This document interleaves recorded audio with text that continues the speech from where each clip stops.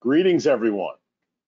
Welcome to the DC Bar Pro Bono Center's webinar, District of Columbia Paid Family Leave 101, What Small Employers Should Know. I'm Daryl Maxwell, Director for the Nonprofit and Small Business Legal Assistance Programs at the DC Bar Pro Bono Center. We are offering this webinar in partnership with the District of Columbia's Department of Employment Services and the DC Office of Paid Family Leave, as well as our friends at Morgan Lewis. Before we get started, I'd like to thank a few people.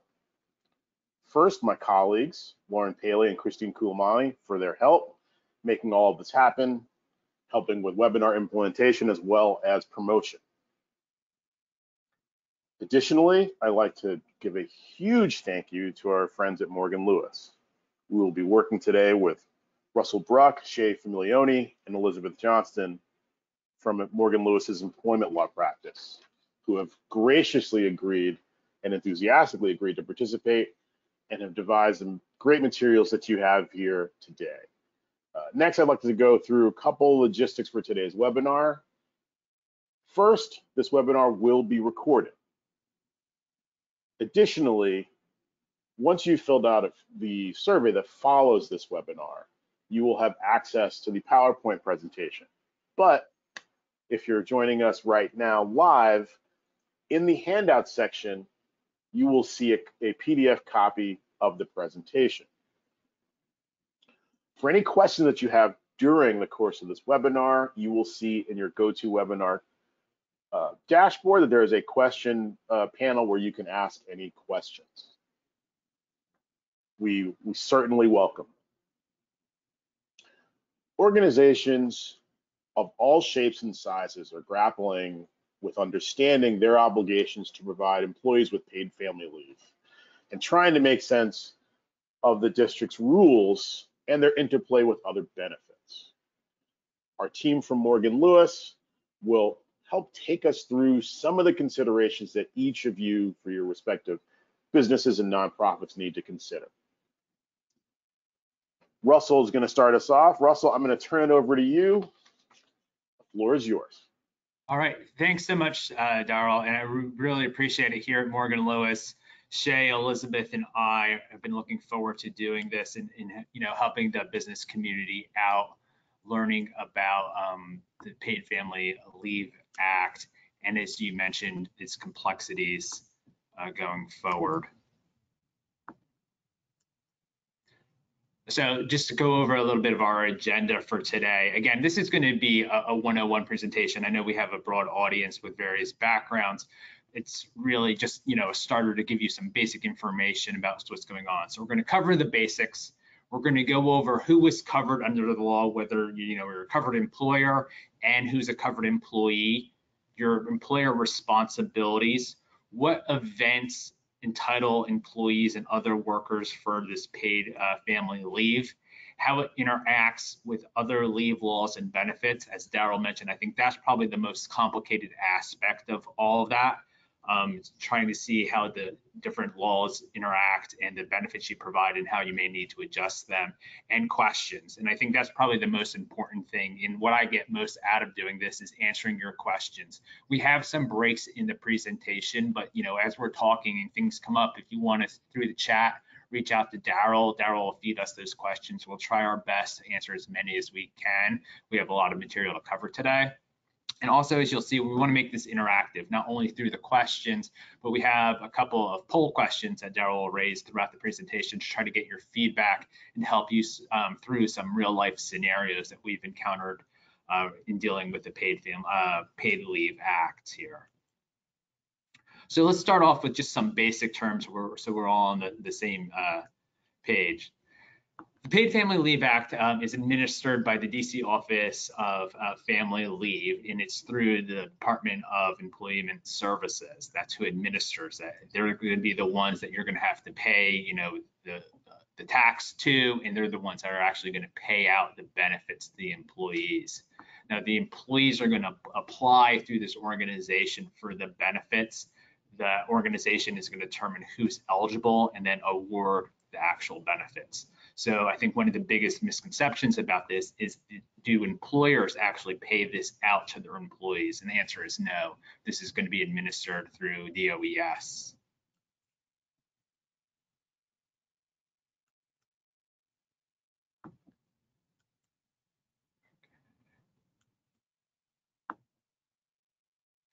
So one of the key components of this is all of this is going to be done through, whether you're paying the tax or your employee, through an online portal.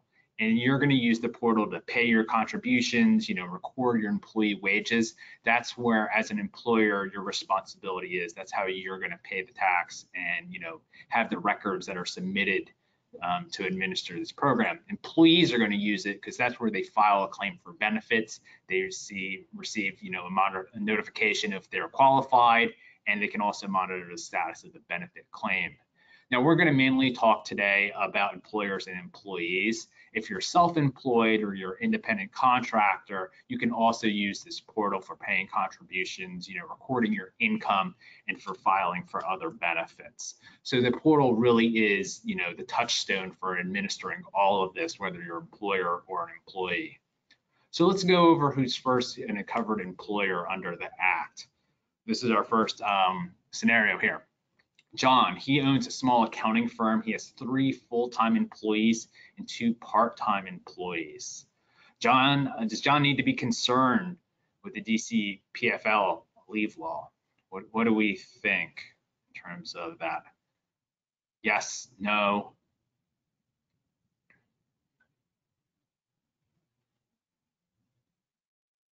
Okay, as I'm looking, we've got quite a few yeses. Waiting to see how many. We'll keep it open for another 25 seconds or so, but it's been mostly yes so far. All right, and that's great, because yes, John is a covered employer.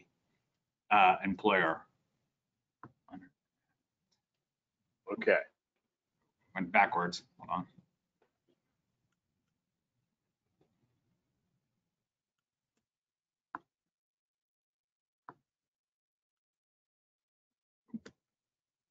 Yeah, so John is a covered employer there. The law defines who is a covered employer to be anyone who controls the wages, hours, or working conditions of an employee. So John has 3 full-time, 2 part-time. He's definitely controlling, their wages and working conditions.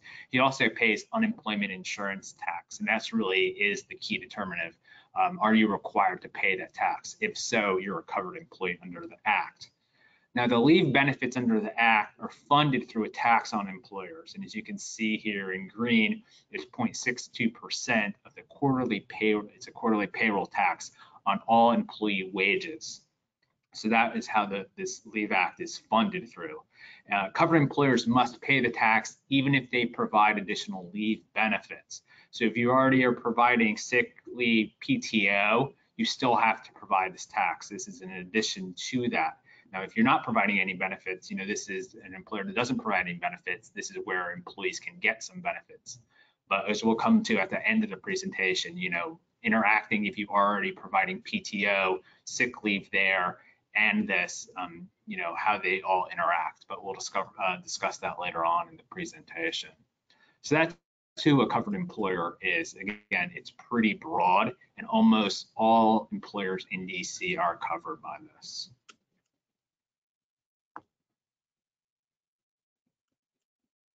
Okay, so now we've discussed, who's a covered employer. Let's talk about who is a covered employee. My example here is Susan. She's working for John's accounting firm, and she works on a part-time basis, 20 hours a week. Prior to COVID, she came down to the firm's DC, downtown DC office, but now she's working from home. Let's just say she's in Virginia. Does John need to withhold the tax on Susan's wages? What do we think here? We have another poll question.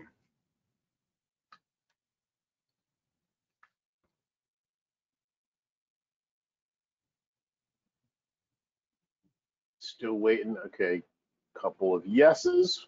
We'll keep the poll open for another about 30 seconds or so. And I think that the thing here is, in designing this question, one of the things is, does it matter that Susan is not in DC currently? Okay, I'd say we're at 76% yes, 24% no. Okay. I'm going to go with the yeses. I think they have it right.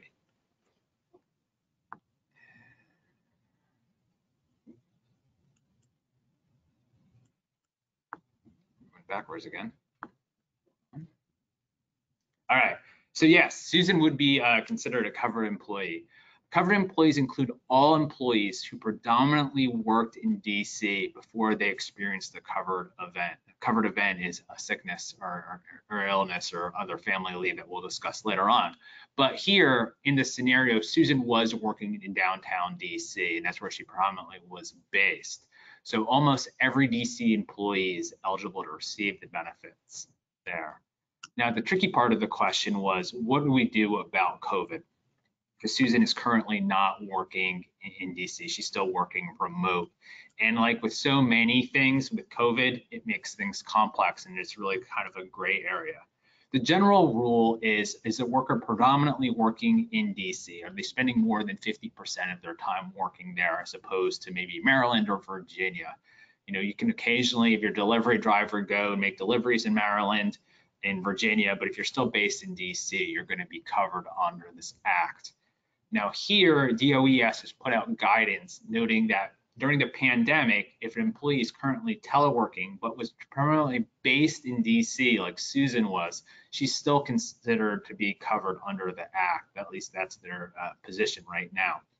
If it was going to be a permanent change, if Susan decided, hey, you know, I'm not going to come to DC anymore, I'm going to permanently reside in Virginia, I think the answer might change. But just because it's temporary because of COVID, she's relocated to Virginia, but she's still expected, when offices reopen, to come back to DC. I think there's risk if you didn't pay her under the act based on the guidance that DOS has provided.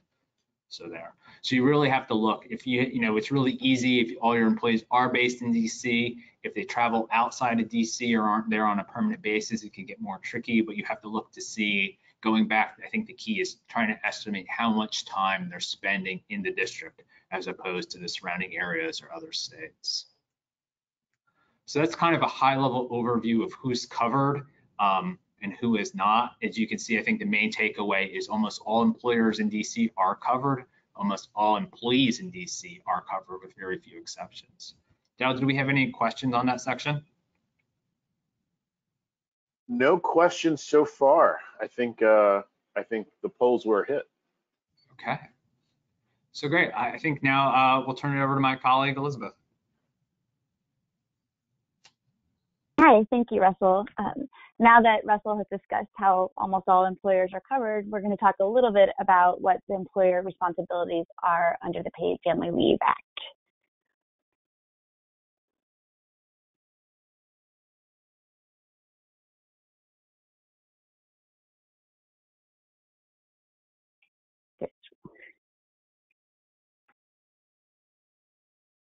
I want to make sure I have control to present. I did click, but there it goes. All right, sorry about that. All right, so as Russell mentioned, there are some key employer responsibilities, which include registering and using your DOES account on the employer self-service portal, so the same portal that you use for your unemployment insurance. In addition to that, you need to provide notice about paid family leave to your employees, and we're going to go into detail on that, but you need to provide that notice 3 times. Within 30 days of hire, annually, and to individual employees when you receive direct notice that they need leave for a qualifying event. You also need to file the wage report and pay the contributions as mentioned, and as well as that, you need to keep records related to paid family leave.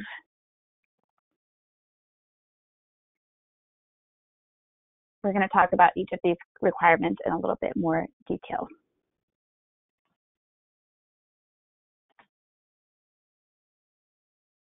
Okay, so first, employers are required to use the online portal where you can also access information related to paid family leave. We've included a link here, but you should be familiar with it because it's the same portal that's used for unemployment insurance. Through this portal, employers can file the wage reports, pay contributions, receive notifications, verify employee wage information that will be used by DOES to determine how much each employee gets while on paid family leave, and also update business information, including changes in ownership. So all of that needs to be done on the portal. Employers also use the portal to submit quarterly wage reports and tax payments. The paid family leave benefits, as we discussed, are funded by a 0.62% quarterly payroll tax based on the immediate past quarter of gross or total wages paid, so a lot like the unemployment insurance tax. Wage reports and contributions are due the day after a quarter ends and will be considered late and subject to penalties if they're not filed by the last day of the month following the close of a quarter.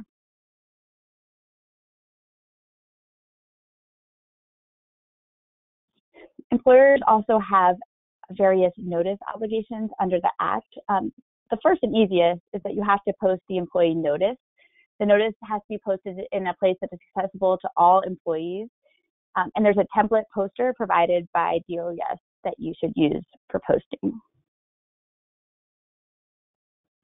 Okay, so we are going to go through some practical scenarios to make sure we understand the notice requirements. Mohammed owns a small chain of restaurants with 2 locations in Maryland, 3 in Virginia, and 2 in DC. He has a small back office team that works out of a leased office in DC. Mohammed posts the paid family leave notice in each of his DC restaurants, but not in the leased office. Is this okay?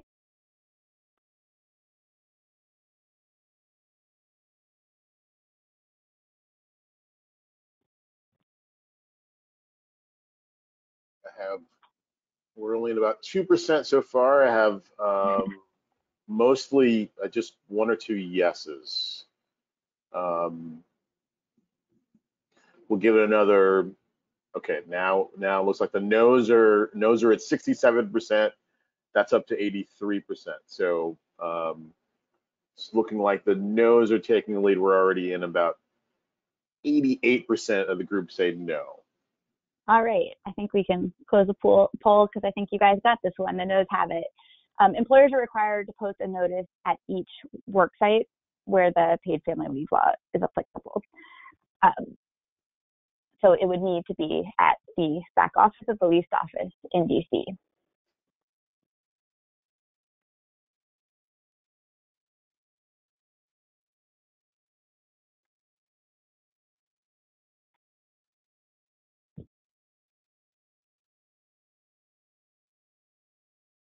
All right. Employers also must inform employees about paid family leave directly. So they need to provide within 30 days of hire a notice. And also each year you need to provide notice again. And then also anytime an employee gives you notice that leave is needed for a qualifying event.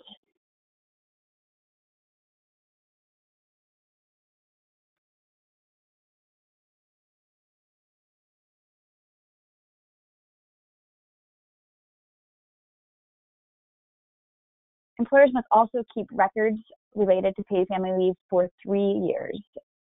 First, there's covered employee wage information, which includes the name and social security or tax identification number of the employee, the beginning and end date of each pay period, wages paid each pay period, the method of payment, dates of employment, earnings, and dates paid their wages. In addition, employers must keep record of the actual leave taken, so the dates that the employees took the cover leave, the copies of leave notices given to employers, and the records of disputes, any records of disputes between them and their employer regarding paid family leave. The paid family leave law requires at least 10 days notice from employees to employers of the need for leave when the employee knows that he or she will need leave. So this is the employee's notice obligations. However, if an employee is unable to provide the employer with notice 10 days before the leave because the situation is an emergency or unforeseeable, the employee must provide notice as soon as possible. If the employee is physically unable to provide notice before missing work, someone on his or her behalf must give notice to the employer no more than 2 days after the emergency has happened.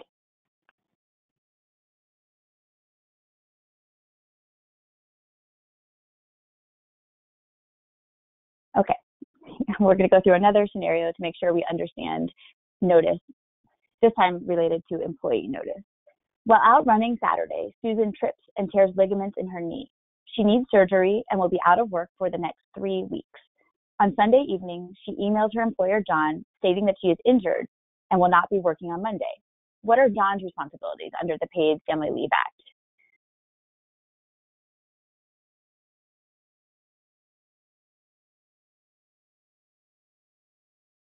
Poll is underway. We're trying to figure out if this is a covered event. Looks like a couple folks have said yes.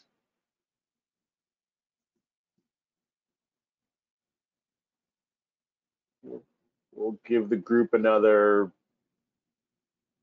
15 to 20 seconds.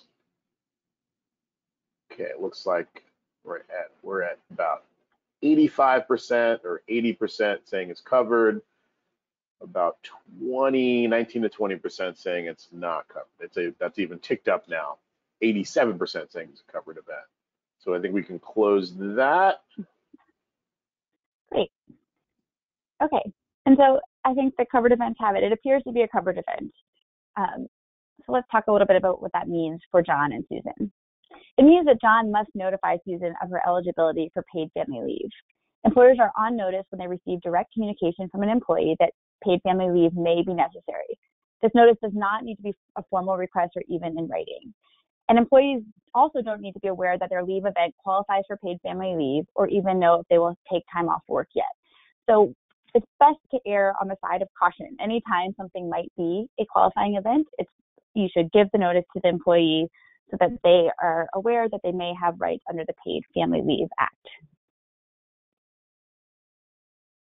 Okay, same scenario as before with Susan, but rather than contact John, Susan doesn't show up to work on Monday morning and does not return John's calls. The next day, Tuesday, a family member contacts John to let him know that Susan had surgery and is in the hospital recovering. John does not take any steps to give Susan or her family the paid family leave notice because he has not heard from Susan herself. Is this okay?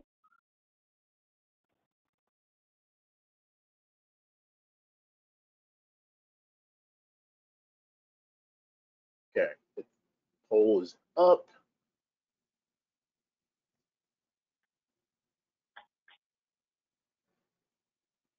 Right now, a little slow going because we're only at about 4% voted, but those folks have all said it's a covered event.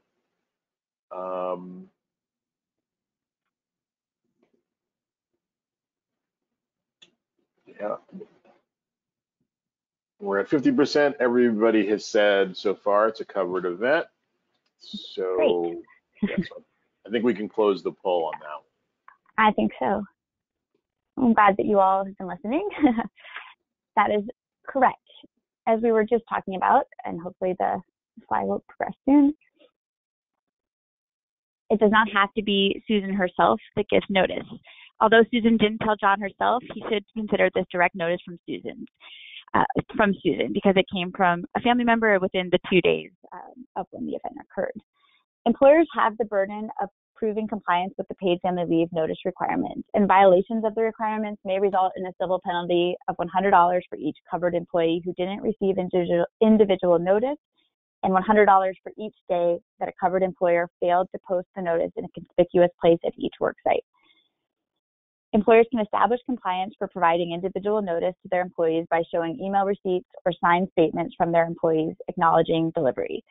I think the theme to take away is that when in doubt, notify employees that they may be covered by the Paid Family Leave Act.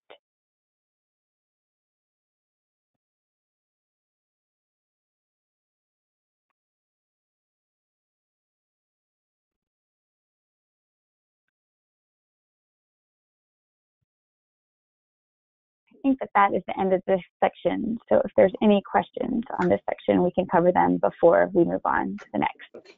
Oh, great. I think we have This is Shay Familoni, and we're discussing qualifying events.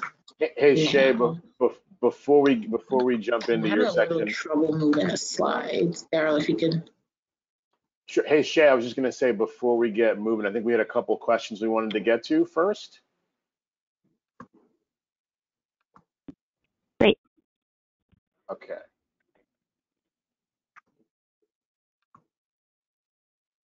Okay, so Okay. So we can move on to the next slide. hey Shay, I'm not sure if you can hear us, but we just wanted to get to a couple of questions before we get to your section. She can't hear us. I'll send Shay a quick note just to let her know that. So moving on to the next slide.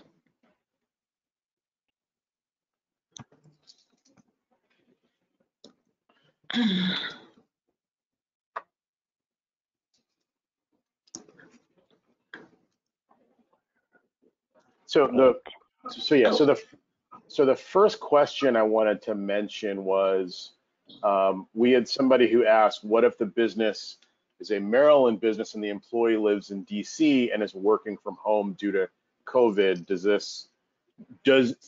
this apply to that particular scenario?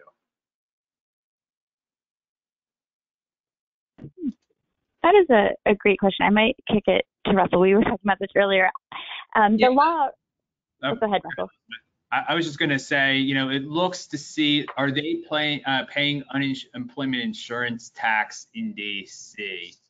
And I think that we'd want to know that information about that, are they paying unemployment insurance tax in DC for that individual?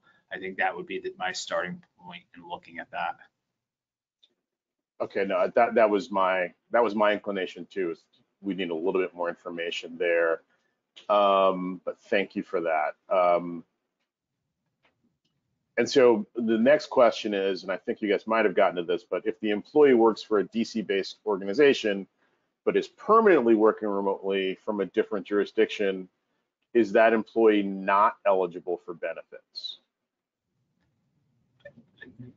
The answer to that would be yes. Like if you're a DC employer and they're, in California and that's where they're permanently going to be, I would want to have some evidence. I think a best practice is, have a offer letter or something that says you're going to be a California-based employee, so there's not later a dispute. Well, I thought this was, temporary. You thought it was permanent. Documentation is always the best in that. But if they're not going to be in DC employee, they're not going to be covered. That's really helpful. Thank you. And so the next question is the definition of notice just the informational flyer, or is it more specific information? The flyer is sufficient notice, and it is approved by DOS, so it might be best to stick with sending the flyer. And I would recommend some kind of, confirmation from the employee that they received it. So as we mentioned, just even the receipt of the email is sufficient.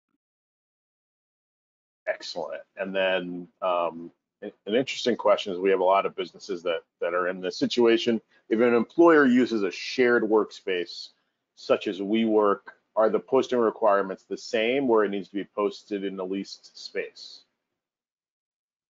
You should post a notice anywhere your employees work within the District of Columbia. Yeah, because ultimately they're your employees. And, if it's ever challenged, WeWork's not going to take responsibility for that. Just, it's really up to you. You could also post it on your website. I've had some, clients are like, well, nobody's in the office right now. They can't see it. Again, it's COVID, so there's a lot of gray area. If you want to be cautious, you might put it up where other, information is on your website. The key really is just so employees are notified about it. And I think another practical tip is just whoever is, would be responsible for FMLA providing those notices, they should provide this as well. And making sure if you're a larger employer, managers are aware of this. I see, unfortunately, similar with FMLA, managers might not be aware. And if, Susan was sick and went to her manager, and that's where, it ended, that would be unfortunate. So those managers, you might want to provide some training or let them know, hey, if you hear somebody's out, there is this obligation to provide paid leave, contact HR or contact the right person. The manager doesn't have to send out the notice, but there just should be some process in place in your organization. So, when somebody provides, when the employee's letting the employer know, it just doesn't go to a black hole. Okay, great. And then I got one last one before we move on to qualifying events. If you use a payroll service, does the service submit the records through the portal?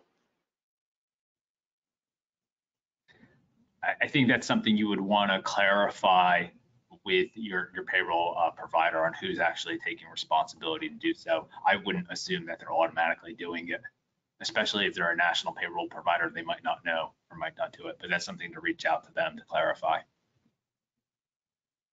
Okay, and I lied. I have one more question.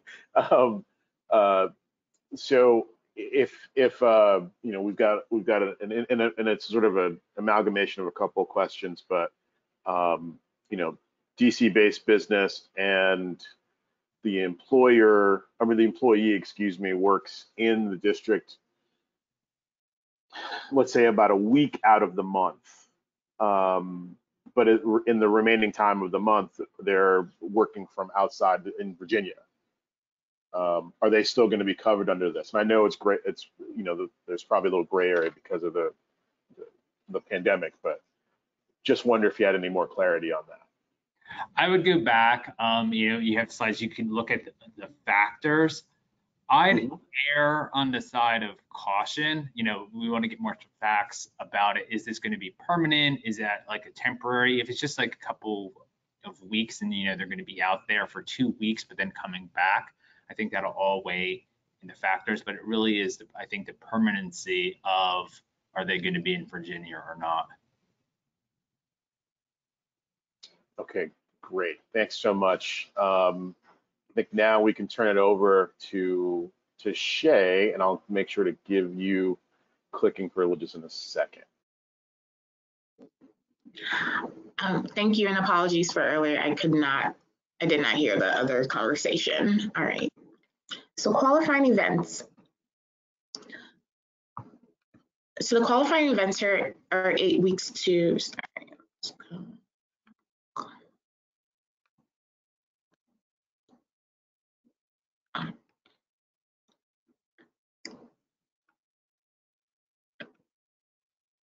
All right, so 8 weeks to bond with a new child and 6 weeks to care for a family member with a serious health condition.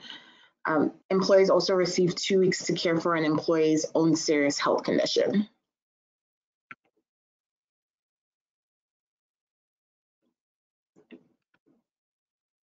Okay, I think clicking might just work better. All right, so medical leave, as I mentioned earlier, you receive 2 weeks to care for your own serious medical condition. And for this medical leave, employees can take medical leave for their own serious health condition that prevents them from working, attending school, or performing regular activities of daily living. A serious health condition is defined with the PFL, and it's either a condition that involves at least an overnight stay in a hospital, hospice, or residential medical care facility, or the condition caused the inability to work, attend school, or perform other regular daily activities for at least 3 full days, and also required attention of a medical provider within 10 days of the onset, or on 2 separate occasions within 30 days of the onset. So very specific definitions here. A serious health condition also means a condition that is chronic or incurable, or a condition that requires multiple treatments by medical providers to avoid an occurrence. A serious health condition also includes pregnancy and being unable to work, attend school, or perform other regular daily activities due to the pregnancy, or needing leave to attend to prenatal appointments.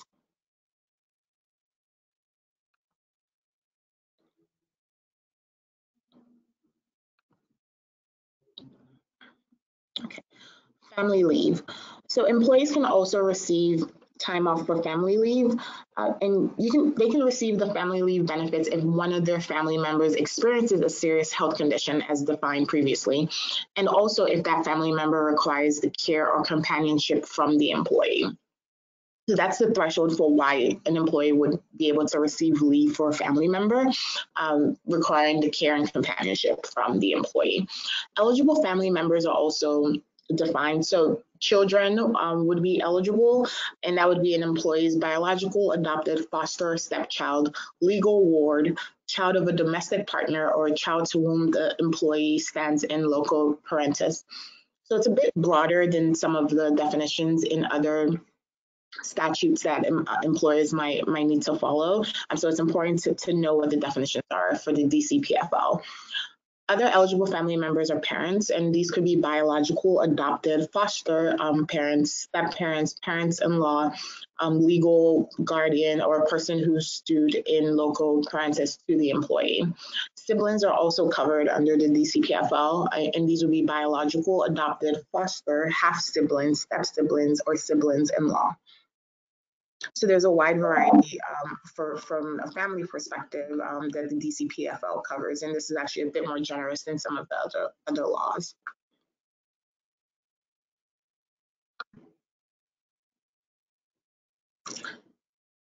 All right, so who determines eligibility for DCPFL?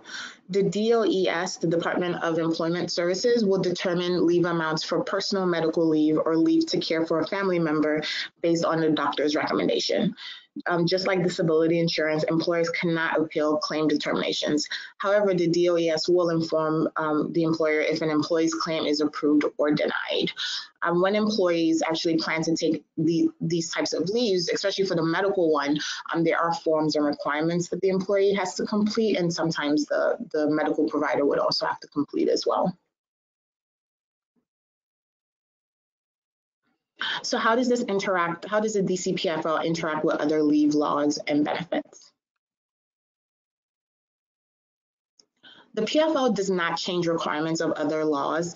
So if as an employer you're required to provide leave or accommodations under the Family and Medical Leave Act, for instance, which applies to employers with over 50 employees, or if you have to abide by the District of Columbia Family and Medical Leave Act, the DCFMLA, which actually has a lower threshold, I believe it's 20 employees, or the Accrued Sick and Safe Leave Act, the ASSLA, or the Americans with Disabilities Act, then the employer would still need to comply with those laws as well. The PFL provides paid leave benefits for the same events as the FMLA and the DCFMLA. However, the employee's eligibility for PFL is portable, and it's not dependent on the length of time working for a certain employer. So some of the laws I just mentioned, they require sort of a length of service before the employee is eligible for some of those leave benefits. But here, the PFL does not have that. It does not have it for a certain employer.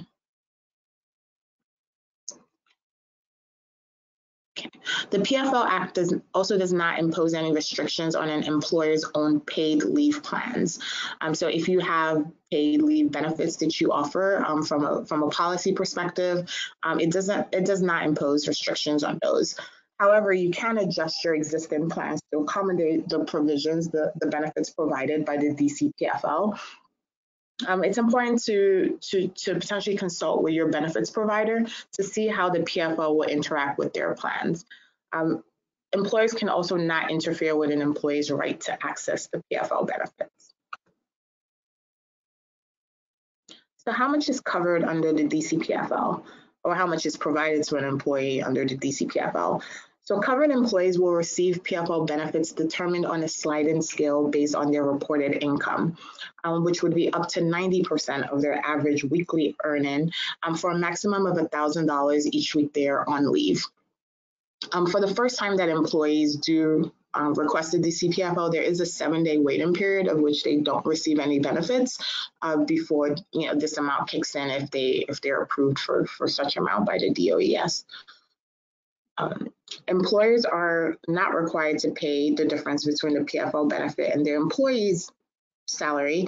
However, some employers choose to do so, and you can coordinate your paid leave with the DCPFLs to help employees receive 100% wage replacement. So what would typically happen here is the employee can choose to notify you that of their leave benefit amount. And if, for instance, there's a policy where the employer pays 100% of the benefits, then the employer would then factor in how much DCPFL is providing and sort of provide that difference to the employee. Under the DCPFL, employees may receive no more than a total of 8 weeks of PFL benefits per year. So we have another polling situation. So this is a benefit amount scenario. So Robert has had he has had personal medical leave event in May for which he received PFL benefits for 1 week. The next month, he had another personal medical event that lasted 2 weeks. Would Robert be eligible for PFL benefits for all 3 weeks? So the question here is, Robert had, so he had it in poll format. He's had it in May and June. So May 1 week, June 2 weeks. Would he be eligible for all 3 weeks? Yes or no? So right now we are at 50-50. Yes and no, and okay. And we'll leave it open for another 15 seconds or so, Shay, but it's looking right now 53% yes, 47% no. Yeah, we are now back to with about half of the folks having voted. We're at 48%. Yeah, or no, we're totally tied, 50-50. So will get to, you'll get to break the tie here. I can close the poll. Go. So it's interesting. I can see why it's a little divided, but it's important to remember earlier on that there are leave benefit amounts dependent on the type of leave that is being taken. So under the PFL, the maximum that an employee can receive for their own serious health condition, so this is their own personal health condition, is actually 2 weeks. So although the maximum benefit is 8 weeks, that applies in this scenario to other types of leave benefits that were available under the DCPFL, but not to Robert's own personal serious health condition. So that's the difference here. However, Robert may still be eligible for FMLA or other leave benefits. And the FMLA is unpaid unless the employer is, providing some form of coverage there. Okay, skip one. Okay, so rules about working while on leave. When receiving PFL benefits on continuous leave, employees must not earn any income from working at their regular job. So this does not include any paid leave benefits an employer may provide, such as parental leave, temporary disability leave, or sick pay. The goal here is for employees to not essentially be working, any type of, earning income while they are receiving PFL benefits on leave. Also, when receiving PFL benefits on an intermittent leave schedule, benefits are on a daily basis, and employees cannot work and receive benefits on more days than there are in a normal work week. So it's again aimed at the same objective. So returning from leave, employers do have obligations with regards to their employees when they're returning. The PFL Act does not require that an employer return the employee to his or her previous job when the benefits end. So it's strictly just paying. It's the goal of the PFL really is just to provide some payment and income for the employee while they're on leave. However, many employees on PFL may be covered by the FMLA or the DC FMLA, which typically provides job protection. So they would be under one of those leave provisions and still receiving PFL benefits, and as a result would still receive that job protection, even though the PFL Act does not specifically provide for it. Regardless of the fact that there is no job protection under the DCPFL, employers still may not take adverse action because the employer receives PFL benefits. That would still be unlawful. All right, so that is the end of my portion of the presentation. Do you have any additional questions that have not been covered so far? Sure, give me a second. I'm looking through some now.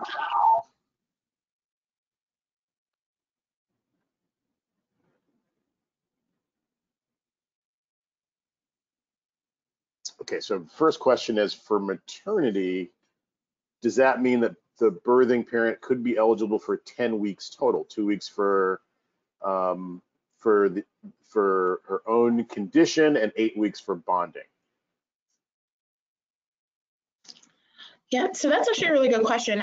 There are three different types of leave. I think it would all depend on the sequence and the timing of it. So for instance, the serious health condition of the employee could have been, those 2 weeks would have been eligible potentially maybe during the pregnancy while they were, going for appointments or any sickness related to that. And then they could be eligible. I mean, they would then be eligible for those 8 weeks for the bond and after, which I guess if you tallied it would be 10 weeks. But we would look at it as 2 separate events.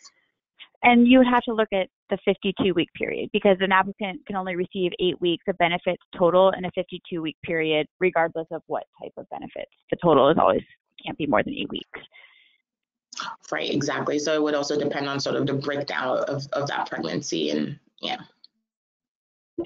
I think the last thing on that is you also have to look at the serious health condition. You know, if you're out just for a one doctor's appointment, I don't know if that would qualify as a serious health condition. Again, like if you were, you know, not in the pregnancy example, if you're out one day because you have, you know, a cold or something, that's not going to probably qualify as a serious health condition, so that you wouldn't be covered there. But going back to the initial point there, I definitely would, you know, somebody says I'm going to be out, provide them the notice, let them apply for the benefit. Ultimately, you don't have to decide whether it's covered or not. That's going to be the DC government's going to make the ultimate decision, but you want to make sure that you're providing the notice to the employee. No, thank you guys. That's really helpful. And I think that's the benefits of the act is ultimately the employers aren't going to be deciding whether the individual qualifies or not. That's not the burden placed on employers. That's on the DC government to see if they get the leave or not. So that is one benefit to employers. It makes it easy to administer. The employer's really burden is just to make sure they're paying the tax and providing the notice, but whether somebody ultimately qualifies or not is out of their hands. Okay, great. I have another question. I think sort of in contrast to the sort of ligament damage surgery poll that we did. Can an existing sort of health situation, whether it be a mental health disability or some other, you know, or just some other health sort of situation, qualify under this specific issue? Something that maybe you've had before, but as a flare-up, can that fall under paid family leave, or does that then fall to a different benefit? Yeah, so I think we need to go back to you'd have to look at the definition of what the serious health condition is, right? And whether the type of ailment or illness or whether it's a mental health condition falls within that definition. And if it does, I mean, it's not the ligament tearing, but, you know, we'd have to look at that specifically to see if it would be something that's covered under the DCPFL. But again, it's not the employer's determination. It's actually, you know, again, whether they get the benefit or not is out of the employer's hands. So in providing the notice, kind of like FMLA, I wouldn't, when that notice is, you know, provided, say, oh, you're going to qualify or not. I think I would always caveat, you may qualify, here's the information, how to apply, and ultimately the DC government determines whether you do qualify or not. Yeah, absolutely. That's right, Russell. And even the documentation that's submitted, it's not to the employer. The employer doesn't get any of that information, just whether the employee received, you know, was approved or not.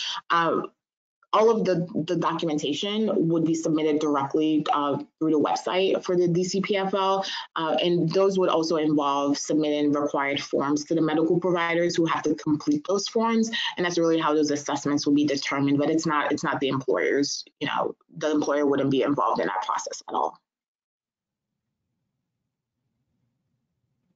Okay, great. That's really helpful. A couple more questions here. And I believe you guys hit this, but I just want to make sure. Would the birth of a child, would that leave cover the spouse? I'm guessing the spouse who did not give birth. Yes. Yes. Yeah, if we go back to the bond-in period, I don't believe it's not specific to the mother. So yes, that's correct. Yeah, no, it covers both. It's best to think of it as parental leave benefits, not maternity or paternity. Right. And I know I would say this is a little bit specific, but actually I think it's something that we're probably going to see a lot more we'll be seeing a lot more as the weeks and months go by. One of the questions is, what if the existing condition started with COVID-19, and an employee, it looks like in this scenario, an employee is still suffering some effects from COVID-19, and wondering if it's going to be a qualifying condition.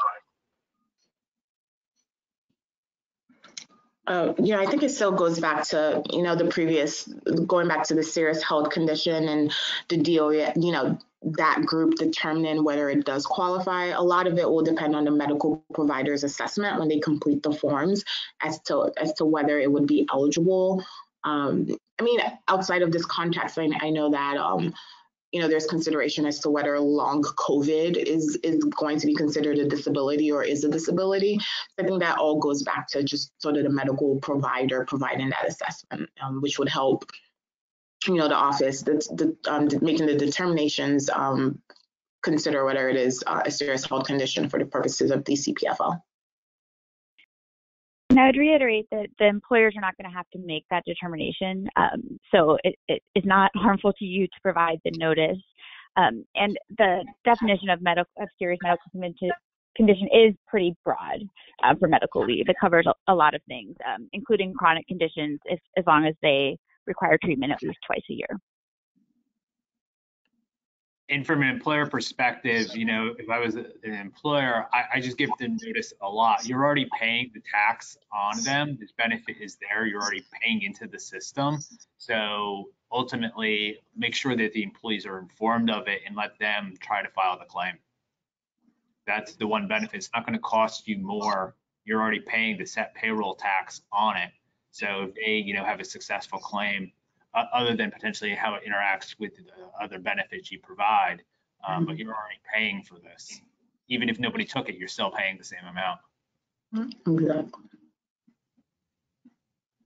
Okay, thank you guys so much for that clarity. And I think you guys raised this a bit, but just to be sure, if an employee has paid time off from their employer, and a qualifying event under PFL occurs, does the employer have the option to use PTO, or must the employer use the PFL? So a lot of employers will put in their policy. I think, it just depends on, whether it's the illness is something that is covered under the DCPFL, but typically employers, DC employers are starting to put in their policies that if an employee, is suffering from some type of serious health condition, they would apply for the DCPFL first, right? And they would then offset if they are providing paid leave benefits that cover that event that the employee is going out for. They would then sort of supplement the income that they're receiving to make them 100% whole. But not all, events that an employee suffers that might be covered by paid time off may be covered by the DCPFL. And I think that also goes back to the point of why you want to talk to your benefit provider and coordinating the two, because technically you could double dip. You could take your, get your employer's PTO time and apply and get the PFL as well.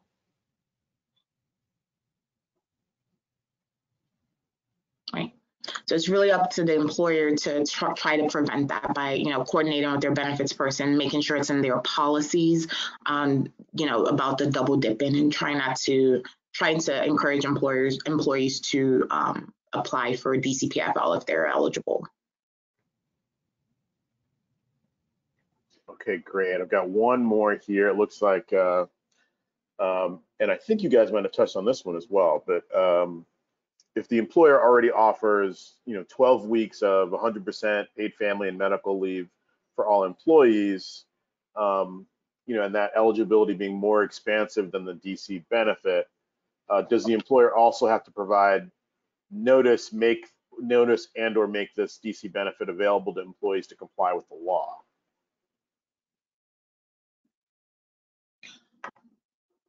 So the employer would have to provide the notice about the law, and the employer wouldn't be making the determination, as to whether they would receive the DCPFL. But what they would do in that sense is they would, again, with their policies, make it known that employees should apply for the DCPFL for such situations. And then what they would do is try to coordinate that benefit they would request that they're notified. The employee would have to request that the employer is notified, but the employer can put that in the policy that to be eligible for their paid benefits, they need to be notified of the employee's benefit amount from the DCPFL, and then they would take that into account. I think that was the question, but let me know if there's a different nuance to it. No, that was right. The other thing, Shay, just to supplement that, is just because you're providing, more generous leave than the PFL, you still have to pay the PFL tax. That just because you're saying in this example, I think you're providing 12, weeks of potential PTO, that doesn't create an exemption from having to pay the tax. Everybody has to pay the tax.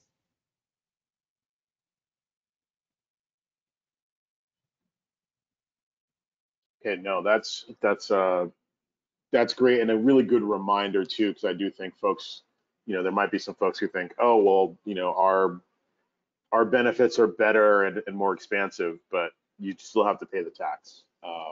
Is a really good nugget to make sure people hold on to. I think we're just about done with questions, and we've peppered you with a lot of them. So thanks to all of you guys for being game to answer them. I think this has been extremely helpful. So what I'm going to say now is first, thank you so much to Russell, to Shay, to Elizabeth for taking the time to help us out and to give all this great information to both the small businesses, nonprofits, and self-employed individuals who have joined us today, but will be joining us as we share this recording and post this recording into the future. So feel free to virtually applaud our fantastic presenters today. Let me also say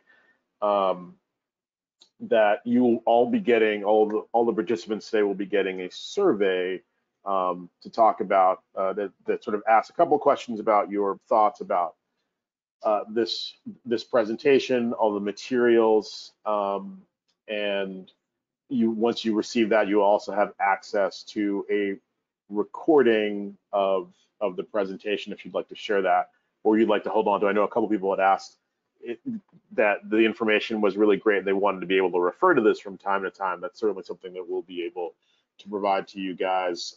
If you have additional questions about paid family leave or about employment law more broadly, you can find resources at our resource site, www.lawhelp.org/DC/NPSB. Again, my great thanks to Morgan Lewis, my great thanks to our partnership with DC's Department of Employment Services and our work with DC's Office of Paid Family Leave in your help putting this together. My hope is that we're going to do a lot more programs like this. I know folks are still trying to understand paid family leave and benefits, and the Pro Bono Center is primed and excited to provide more information, more training, and more education on this topic. So thanks to all of you for participating. Thanks to our great friends from Morgan Lewis for being a part of this. Have a wonderful day. We hope to talk to you soon.